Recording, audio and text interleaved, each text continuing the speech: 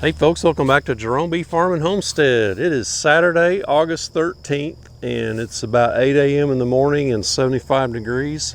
So I got out here fairly early so I could do some work before it gets too hot. So this is the time of year you do all the non-sexy stuff, part of beekeeping. And so this particular task we need to do today is we need to treat for Varroa mites. And this will be one treatment out of 3, maybe 4.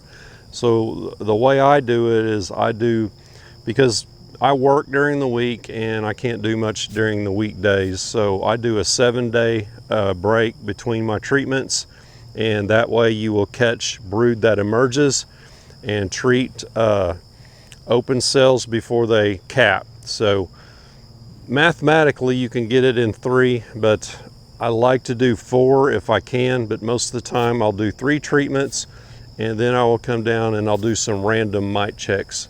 I don't check every single hive. I'll just kind of check, 3 or 4 throughout and, kind of space them out. But you can miss a hive. I have seen it where I've had a hive that had a high mite count and ones around it didn't. And that was after I did my 3 treatments in a row. And I was really surprised. I think it was Hive 15. A couple years ago I came across that.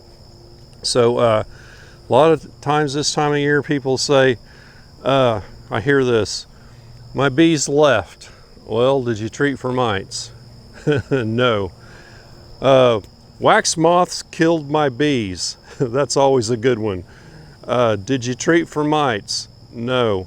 So wax moths did not kill your bees. They did not run your bees out. They did not wipe out your hive. Your hive got weak, your bees absconded, left, whatever, because the Varroa got to be too much in the hive for the bees. They can't take it and they leave, and wax moths move in. So wax moths didn't kill your hive. Go to some of those Facebook beekeeping little vlogs or whatever they're called. You'll see it every year. And everyone jumps on them and says, no, wax moths did not kill your hive. It's always funny. It's not funny for the person that it happened to, but it'll happen. Just go watch. So today I'll be using ProVap 110. Back when I bought that was about the only option for that type of vaporizer. I'll show you what it looks like. So here it is, and there's a link to this below. These are expensive, and it works great. There are some other alternatives out there now, and they weren't available when I bought this. There's a company called Lorab Bees, L-O-R-A-B, I believe is how you say it. And I think they were at the Hive Live conference, and the guy that owns it even contacted me and said, hey, do you want to collaborate on, a product or something? I think he was wanting to let me try out one of his vaporizers, but I contacted him during my giveaway. He didn't get back with me, so I don't know what's going on there, but he seemed like a nice guy, but he has a good product. I've heard of other folks that have those and they're good, and he came out with a new one. It's pretty slick, that runs off a DeWalt battery. I think I probably have too many hives for that to really be effective. It would probably take me 4 batteries, I don't know, to get through 30 hives, but it is pretty neat. Yeah, I like this. It works good, and I'll show you what I use with it. So you'll see me using a little container, and it says wood bleach, and it's like Ace Hardware. I started out using that. Let me tell you what it does. Let me show you the little container.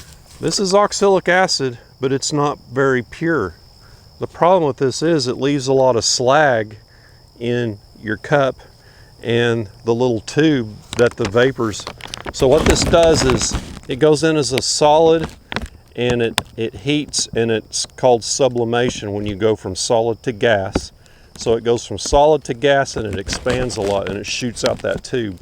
Well, this leaves a lot of residual slag, and it builds up in your tube, and then when it cools off, it gets hard. And after you've done a few hives and you've let your vaporizer cool off, that slag gets hard, And this has happened to me twice, and I figured out it was because of this. The next season, when you go to use your vaporizer and you get it hot and you dump in the OA, it starts to vaporize and it builds up pressure, and that slag is plugged up that tube, and it will blow the top off right in your face. And that's not a good thing, have hot stuff blowing up in your face. So this is the little cups that go in the top, and there's a little scooper to measure, and it's 1 scoop per deep. So if you got 2 deeps, it's 2 scoops. And you just put the vaporizer on top of this upside down, and you insert it in your hive and turn it over. And I give it a couple of taps so the stuff falls down into the hot cup good, because sometimes it sticks up here a little bit, as you can see. And that's how it works. And I'll show you a little process that I use. So it looks like I've got 5 of these, just little slats of wood. This is what I use to block the entrance with. And I go out ahead setting these on the hive. And by the time I get to the last one, I'll pull the one off from the end that's been, the vapors have been in the hive the longest. I'll take that one off and move this down to the one farthest away. And every time I pull my vaporizer off a hive, I'll grab the one on the end and move it down. So that's how I do that. That's how I keep the vapors in. And also I need to go around and I need to put in my my screen bottom covers to cover the screen up and get them closed off. So let's get started on all that. Oh, one more thing. So that's a hole so there's a hole that I drill in the bottom of the hive down on the bottom boards. And I don't know what size bit that is, but it's the same size, a little bigger than the vaporizer nozzle. So that hole, the bees will propolis it shut. So when you shove that nozzle in there, you're going to jam it full of propolis, plug it up, and it may or may not get into the hive. So I'll go down each hive and I will remount that little hole and make sure it's open. And sometimes I'll have a bottom board that's new, or one that hasn't been used in a while, and it won't have the hole, and I'll have to drill it. So I make sure and have my drill and drill bit ready. And that's about it. I'm going to do this, make sure my screen bottoms are all blocked off. Then I will go around, do all the holes, and then I'll fire up the generator and get this thing going. I've got a 100-foot cord I run around with and do this, and I can reach all my hives if I put the generator right in the middle, except that one on the end down there in the woods, and I always forget about it. This time I'm going to try not to do that. So let's get started. One more thing, but wait, there's more. I have, I think, 7 hives that have supers on them. So I know, I don't know what all the regulatory authorities are, but I know they passed it and said you can OA with supers on. And then I think there was another caveat to that. Well, it has to be approved by one other entity, and that hadn't been done yet. And that was last year or 2 years ago, and I haven't kept up with it. So I am going to put a inner cover under these hives, under the supers where there's these 7 supers. And that's one reason I don't like doing any fall honey harvest, because messing with these supers while you're doing the OA treatments is a real pain in the butt. So I guess it's fall, the leaves are falling. Actually it's from the drought, but oh yeah, one other thing. So safety first, folks. You do not want to breathe this stuff. I have taken a little bitty whiff of it one time just to kind of see what it smelled like, you know, from a cloud far away, and it wasn't strong at all. And man, it burnt my nose. It's bad stuff. So you do not want to breathe anything that's a gas, and when it cools, turns solid. So that goes into your body, and it's like, that's not good. So this is the respirator I use. It's a 3M 5303. I got this off Amazon, it has cartridges. You can replace these cartridges and rather than buy the whole thing. So this it breathes in through the cartridges and out through this little check valve, so it's easy to breathe in. Don't go wearing one of those little dust things over your face. That won't do it. That you breathe in, you know, half the stuff comes in from the side that you wear when you're, you know, sanding something. Those aren't very good. So this particular one is rated for acid vapor. So the 5303, and there's a link below. I got a lot of links down below to all kinds of beekeeping stuff, and this is down there in that list. So check it out. It wasn't that expensive on Amazon, so order it. You'll have it the next day. You know, don't try and do this without having a proper respirator, or go find one at a local store and get you one. Just do not do it, okay? All right, let's get started.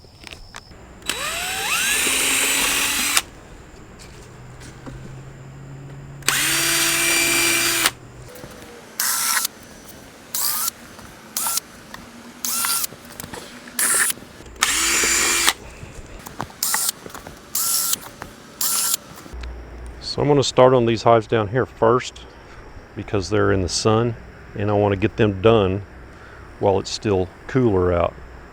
Because remember, you're going to be shutting the hive off and they won't have ventilation for that amount of time. Plus you're pumping in hot fumes from your vaporizer that's going to raise the temperature in there a little bit too.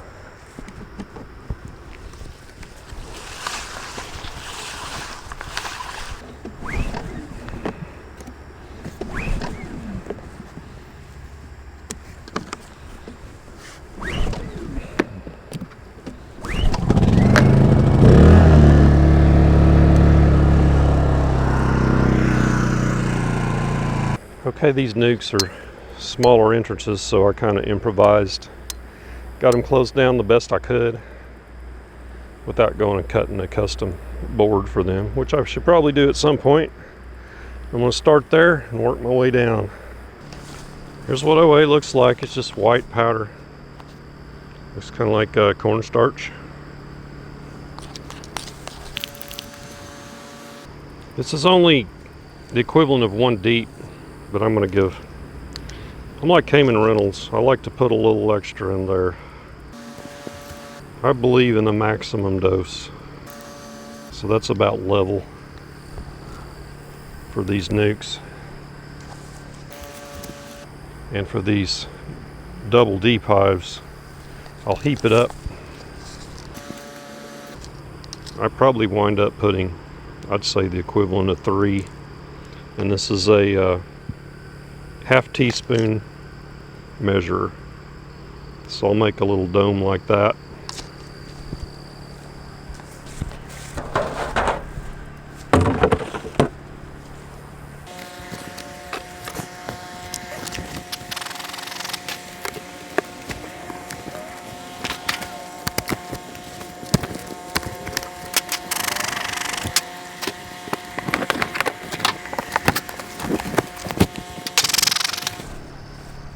Good thing about this Guardian Bee jacket is it has this removable, unzippable face cover, so you can get a drink, whatever you want to do, without having to take your whole hood off. So this respirator has 2 straps, a bottom and a top. So the bottom just connects with this little thing here. So you just kind of get that on first. So this is the last time you'll hear me unmuffled. Okay. Darth Vader ready to go. Or Dark Helmet if you prefer Spaceballs. You want to wear gloves, not so much for bee protection, but that cup gets hot and up around the handle, so you could burn yourself pretty easy. When you're putting those entrance reducers on, the bees are gathered up around there. They can get a little grumpy when you're putting on the entrance reducers. Let's get some of those on right now. Have your scraper ready, because a lot of times there'll be propolis out here, and this won't sit on there flat, which this hive bottom is kind of weird to begin with. Try not to squish any bees if you can. There we go. All right. So you can see that hive is locked down. I can't get in or out. There's a little crack there on the end. But for the most part, it's sealed off. We're going to do that on down the line. Actually, since it's hot, I'm going to wait. And I'll probably do one more here.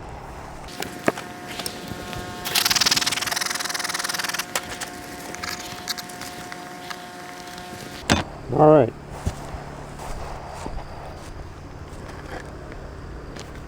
And these work. These work much better when you plug them in. Jeez. Thought I did that. All right. False start. 5-yard penalty. Okay, our temperature's topped out. It's at about 250. It says 240 right now, but I think it's set at 250, 240. I know you can't see that very well because it's a strobe, but we'll get it going now.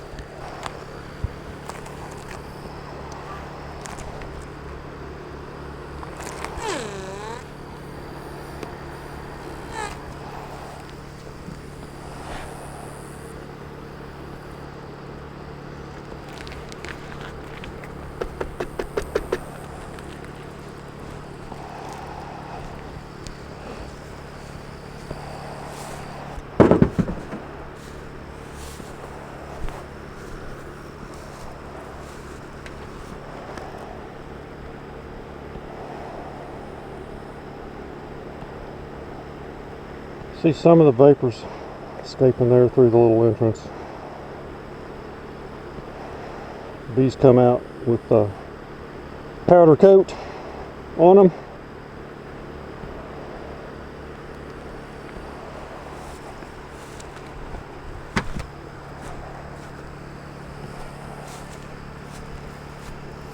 So the temp dips down. It'll get down to like 170, 160, and then it comes back up. So when it gets back up to temperature to your 235 to 240, it's time to pull it out. At that time, all your vapors, or all your OA in the cup, will be evaporated. So it's at 260. See, the cup's empty, and this is empty. So I move this down to the next hive, and I let it cool for one treatment before I put any more OA in it, because I think it melts it a little and it tends to stick when you do it, when you put it in there hot.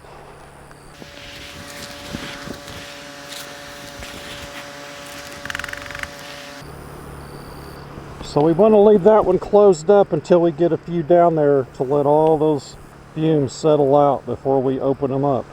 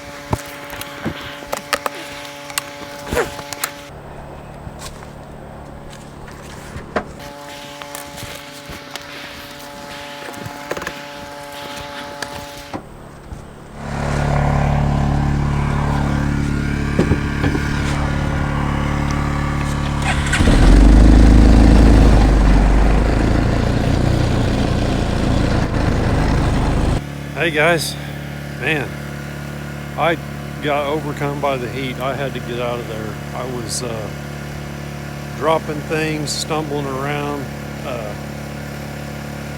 getting a little nauseous, and I just had to get out of there. So I ran up. Thankful I had this four-wheeler. I got up to the barn and got all my garb off, and drank a quart of water and stood in front of the air conditioner vent, just cranked on me. And I got my ice vest on now and this collar, and I got rid of the little fan. That fan wasn't doing anything, so yeah. So I need to regroup, get back down in there and get started. We got 4, 5, 6, 7, 8 more hives to go. Man, that jockeying those honey supers, that's what got me. They're not heavy, it's just that extra activity in the heat. And I started down where the sun was. I think that was probably a bad call. I should do those in the evening over there. So, all right, let's get back at it.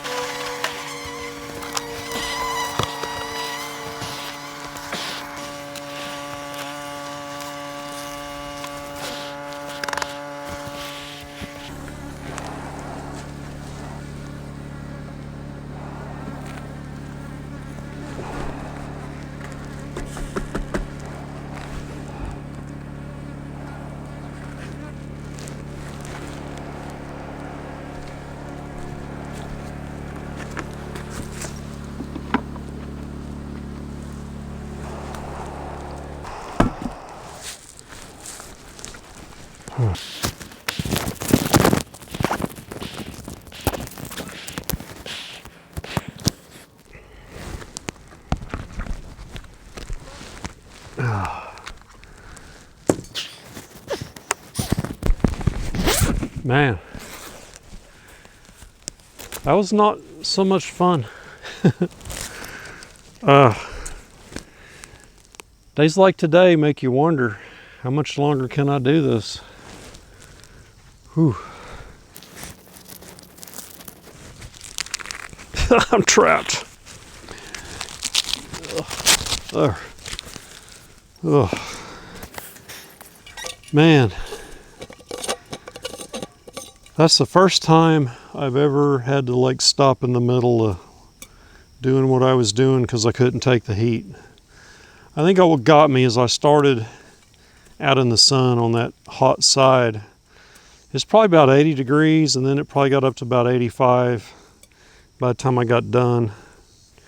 I don't know, I bet it's close to 90 now. But yeah, that was a tough job, and we got to do it at least 2 more times. Next time I do this, I'm going to do the far north side in the evening, and so I can stay in the shade. That was just too much.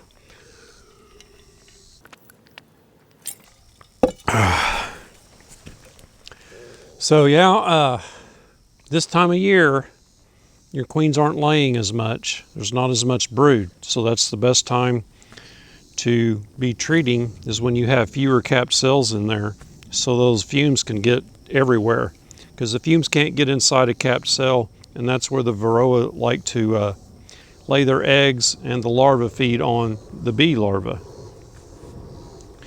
So also this time of year, your bee population's gone down, your mite population has climbed, so the amount of mites per bee is a lot higher. So that's when you get into trouble with disease, absconding. You know, to a bee, a mite, you know, to a bee is probably to me about something this big stuck to my back, sucking juice out of my body. So you can imagine how that would feel to a bee. And it just wears your hive down. They're unhealthy going into the winter, and they'll die in the winter, or they'll abscond this time of year and just leave the hive. There's other ways of managing Varroa with like brood breaks. There's other treatments you can use.